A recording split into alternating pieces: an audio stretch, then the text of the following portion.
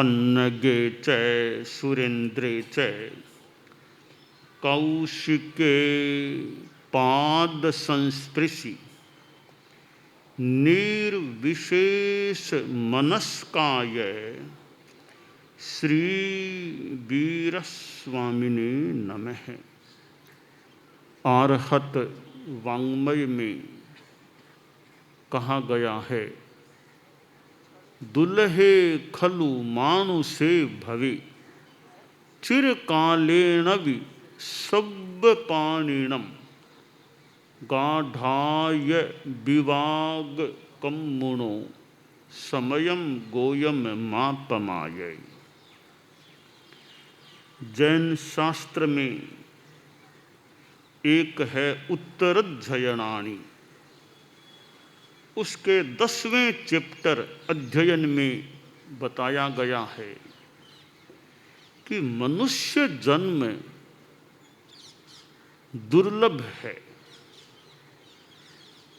84 लाख जीव योनियां बताई गई हैं। पेड़ पौधे भी जीव हैं, पानी भी जीव है, हवा भी जीव है, अग्नि भी जीव है, कीड़े मकोड़े पशु पक्षी देव नारक मनुष्य, ये कुल मिलाकर इनकी 84 लाख जीव योनियां निर्दिष्ट हैं। इनमें हमारी आत्मा भ्रमण करती है। धर्म का एक सिद्धांत है कि आत्मा शाश्वत है, यह शरीर नश्वर है। आत्मा अमर है, आत्मा को कोई मार नहीं सकता, कोई काट नहीं सकता। शरीर नष्ट होता है। तो हम सब की आत्मा आज है, इस जीवन से पहले भी कहीं थी। धर्म के सिद्धांत के अनुसार कोई की आत्मा इस जीवन से पहले स्वर्ग में थी, हो सकता है। कोई की आत्मा पशु पक्षी किसी योनि में थी, हो सकता है। कोई पहले मनुष्य था और वापिस अब मनुष्य बन गया है। कोई हेल नरक लोक में नारक था, फिर वहाँ से आयुष्य पूरा करके इंसान बन गया है। इसी प्रकार इस जीवन के बाद आत्मा इनमें से कहीं 4 गतियाँ नरक तिर्यंच मनुष्य देव, इनमें से कहीं जाएगी, या कोई विशेष शुद्ध आत्मा होगी तो मोक्ष में चली जाती है। तो यह एक धर्म का सिद्धांत है कि soul is eternal, soul is permanent. आत्मा स्थायी है, शाश्वत है। यह शरीर जो जीवन में हमारे साथ है, यह नश्वर है। तो प्रश्न है, हु एम आई, मैं कौन हूं? तो आई एम सोल, मैं आत्मा हूं। मैं मूलतः शरीर नहीं हूं, मैं आत्मा हूं। और आत्मा कभी मरती नहीं है। तो यह मैं आत्मा हूं, शरीर तो मेरे साथ है। तो आत्मा और शरीर, सोल एंड बॉडी, ये दोनों अलग अलग चीजें हैं। ग्लास में पानी है, पानी का ग्लास लाओ, ग्लास भी आई, साथ में पानी भी आ गया, परंतु पानी अलग है, ग्लास अलग है। इसी प्रकार मान लें शरीर में आत्मा है, पर आत्मा अलग है और शरीर अलग है। बीमारी होती है, ठीक है, अभी आत्मा सहित शरीर है, कभी बीमारी हो जाती है, और कभी शारीरिक बीमारी तो कभी मानसिक बीमारी भी हो सकती है। और भावात्मक इमोशनल डिजीज, भावात्मक बीमारी, 4 शब्द हैं, व्याधि, आधि, उपाधि और समाधि।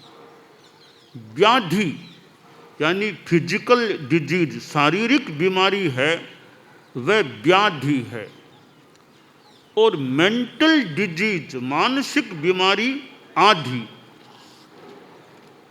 शादाधिर मानसिक व्यथा, मानसिक व्यथा है वह आदि है। और इमोशनल डिजीज है, घृणा, द्वेष, ईर्ष्या, ये सब भावात्मक बीमारी है। ये 3 प्रकार की बीमारियां हो जाती हैं, शारीरिक, मानसिक और भावात्मक। इन तीनों बीमारियों से छुटकारा होता है तो फिर समाधि, पीस, शांति रह सकती है, चित्त समाधि, ब्लिस, इंटरनल पीस, आंतरिक शांति रह सकती है।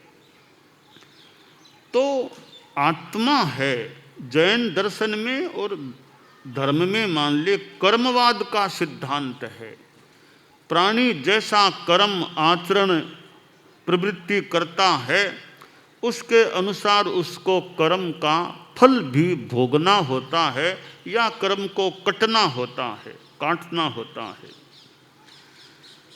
तो हमें मनुष्य जीवन मिला है, मानव जीवन बड़ा महत्वपूर्ण है। इस मानव जीवन में साधना करके आत्मा से परमात्मा बना जा सकता है। नर से नारायण या जीव से शिव, यानी परम स्थिति को साधना के द्वारा इस मानव जीवन से प्राप्त किया जा सकता है। तो हम पशुओं से एक अलग प्राणी हैं, चिंतन है, विवेक है। तो ये आहार, निद्रा, भय, मैथुनम च सामान्य में तत् पशुभिर नराणाम धर्मो हि तेषा मदिको विशेषो धर्मेण हीनः पशुभिः समानः। संस्कृत में कहा गया कि आदमी में और पशु में समानताएं भी है, कि पशु भी खाता है और आदमी भी खाता है, यह समान व्यवहार है। नींद है और इंद्रिय विषय सेवन है, भय लगना है, पशु को भी लगता है, इंसान को भी तो कई बातों में समानता है। पर धर्म की जो साधना इंसान कर सकता है, वह साधना पशु नहीं कर सकता, उतनी ऊंची साधना पशु नहीं कर सकता। तो मनुष्य बड़ा एक अच्छा प्राणी है, उसके पास विवेक शक्ति रहे और विवेक से वो काम करे तो जीवन अच्छा रह सकता है। आदमी के भीतर ये कई भाव हैं, संस्कार हैं, राग द्वेष। मूल तो 2 संस्कार हैं, राग और द्वेष। ये नेगेटिव संस्कार हैं। पॉजिटिव में और भी संस्कार हैं, क्षमा, निरहंकारिता, सरलता, संतोष, ये संस्कार भी होते हैं। पर ये नकारात्मक या असत संस्कार जब उभरते हैं और आदमी आसक्ति में चला जाता है, आसक्ति एक ऐसा रोग है तो बड़ा नुकसानदेह बन जाता है। जैन आगम में आसक्ति को समझाया गया, उल्लो सुक्को ये 2 छूढ़ा, गोलया मट्टिया मया, 2 भी आवडिया कुड्डे, जो उल्लो सो तत्थ लग गई, एवं लगनति दूम मेहा। तो एक दीवाल पर सूखी मिट्टी का गोला फेंका गया, दूसरा गीली मिट्टी का गोला फेंका गया। सूखी मिट्टी वाला गोला, वो मिट्टी नीचे गिर जाती है, गीली मिट्टी वाली गोले की मिट्टी दीवाल के चिपक सकती है। इसी प्रकार आसक्ति से कार्य करते हैं तो पाप कर्म का ज़्यादा बंध, अनासक्ति से करें तो बंध हो भी नाम मात्र का कम हो। श्रीमद् भगवत गीता में एक बात आती है, वो आसक्ति के संदर्भ में है। वहाँ 2 श्लोक मिलते हैं। ध्यायतो विषयान पुंसः संगस्तेषूपजायते संगात संजायते कामः कामात् क्रोधो भिजायते क्रोधात् भवति सम्मोहः सम्मोहात् स्मृति विभ्रमः स्मृति भ्रंशात् बुद्धिनाशो बुद्धिनाशात् प्रणश्यति। कि विषय हैं शब्द रूप गंध रस स्पर्श, इनकी ओर ज़्यादा ध्यान देंगे, ज़्यादा मन को लगाएंगे, चिंतन उनका करेंगे, तो उन विषयों के प्रति संग अटैचमेंट हो जाता है।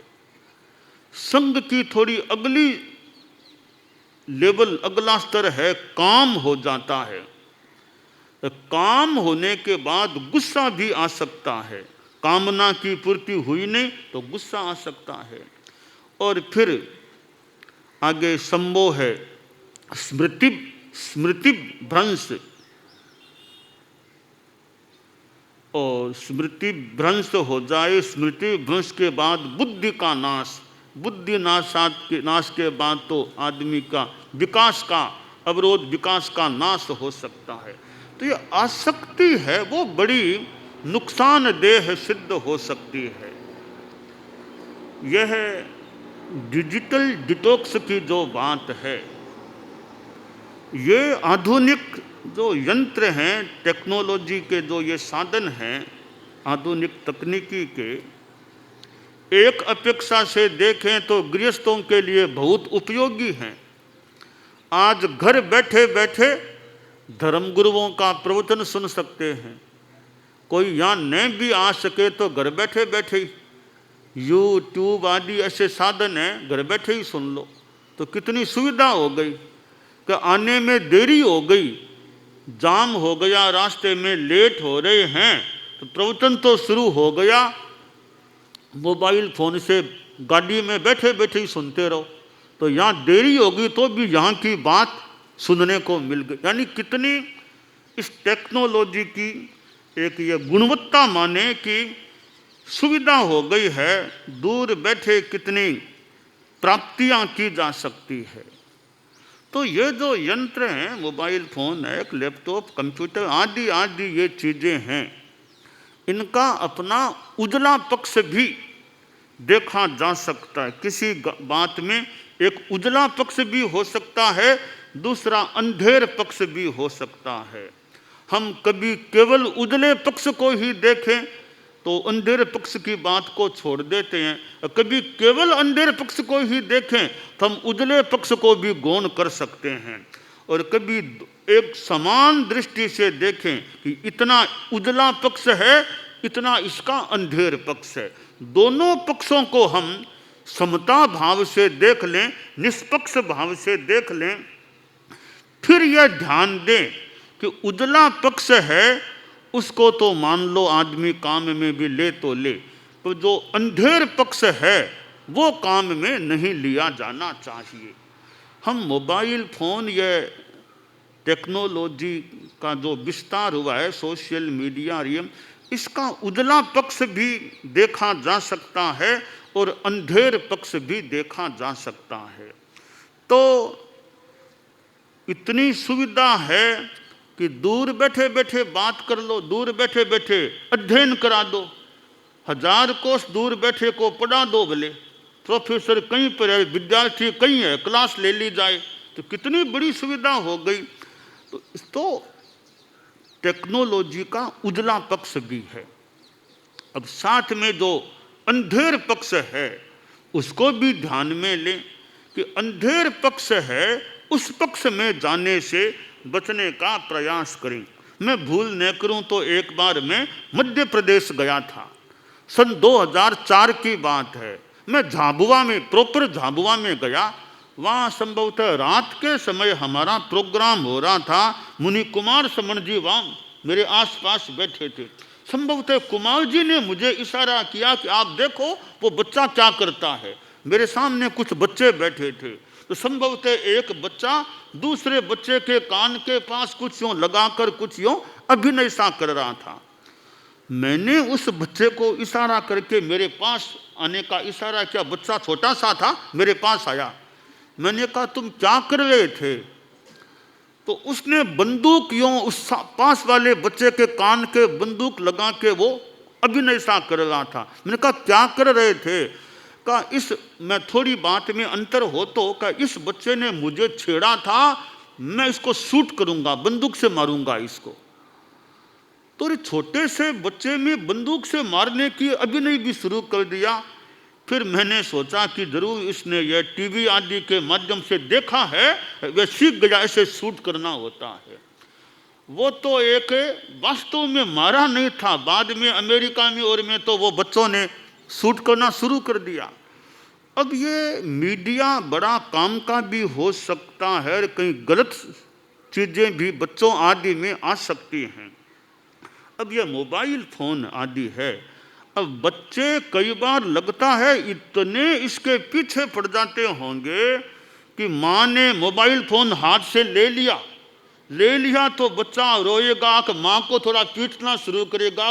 जब तक वापस मोबाइल बच्चे को नहीं दे देंगे तब तक बच्चा शांति से शायद कभी न रहने दे। यानी वो बच्चे में मोबाइल का इतना आसक्ति कर दें, प्रेम, तो हो सकता है ऐसा। इस सारे संदर्भ में ये डिजिटल डिटॉक्स की बात है। जैसे धर्म के क्षेत्र में मौन करते, 1 घंटा मौन, 2 घंटा मौन, 3 घंटा मौन, ऐसे ही कर ले। 2 घंटा मोबाइल का उपयोग नहीं करना, 1 घंटा नहीं करना, 3 घंटा नहीं करना। और ये वो मुनि जी बोले थे रात को 12 बजे से, जैसे नौकारसी करते हैं हमारे नौकारसी, रात को 12 बजे से सूर्योदय के 48 मिनट बाद तक खाना पीना कुछ नहीं।